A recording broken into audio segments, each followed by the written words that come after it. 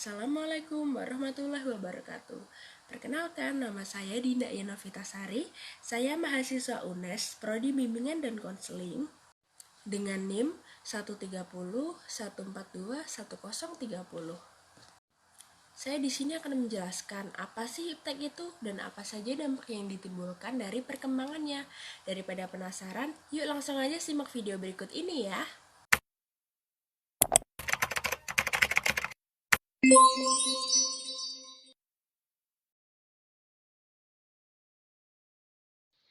Iptek adalah singkatan dari Ilmu Pengetahuan dan Teknologi. Dengan kata lain, iptek merupakan sumber informasi yang dapat meningkatkan pengetahuan ataupun wawasan seseorang di bidang teknologi.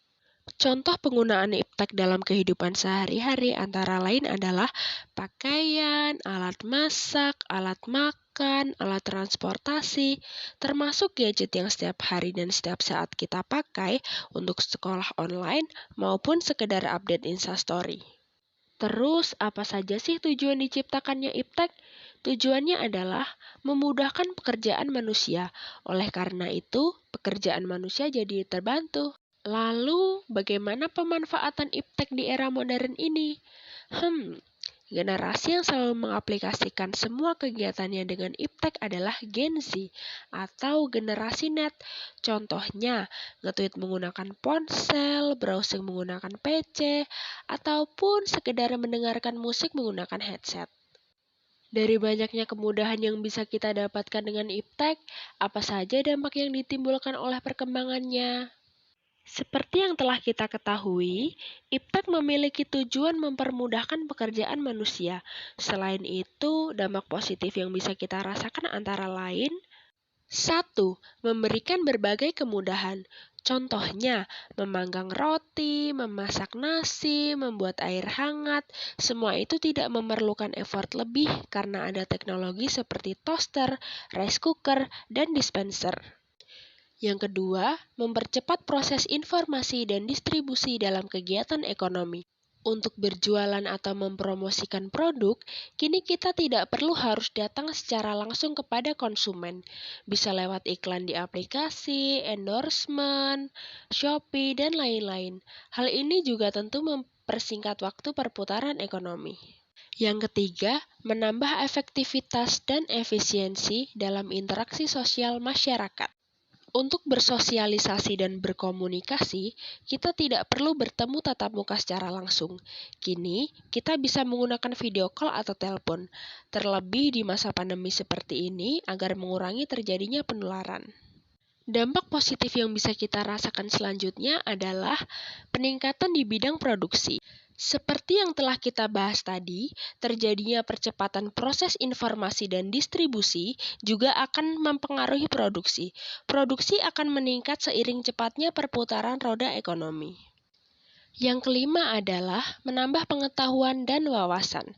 Dengan teknologi yang kita punya sekarang, kita jadi lebih mudah untuk belajar dan menggali ilmu yang lebih dalam.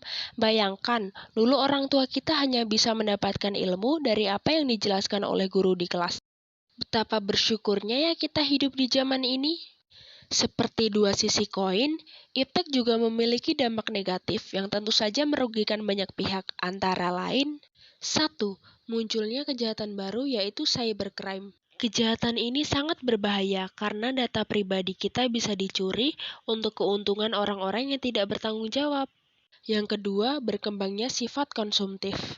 Dengan cepatnya proses informasi dan distribusi, serta meningkatnya produksi, tentu akan mempengaruhi peningkatan daya beli dan sifat konsumtif masyarakat. Yang ketiga, hilangnya budaya tradisional. Dengan teknologi yang kita punya sekarang, tentu kita tidak bisa menghindari apa yang namanya modernisasi dan westernisasi. Hal ini pula yang dapat mengubah kebiasaan dan budaya masyarakat tradisional menjadi kebarat-baratan. Yang selanjutnya, menumbuhkan kecenderungan sikap antisosial. Masyarakat kini tak perlu bertatap muka secara langsung untuk berkomunikasi. Hal ini tentu memicu sikap antisosial pada individu. Selanjutnya, munculnya hoax atau berita bohong dan disinformasi. Cepatnya persebaran informasi di internet dapat membuka kemungkinan besar datangnya berita-berita bohong. Maka dari itu, kita harus pintar untuk menyaring dan mencari tahu kebenaran terlebih dahulu sebelum menyebarkannya. Yang terakhir adalah pencemaran lingkungan yang menyebabkan global warming.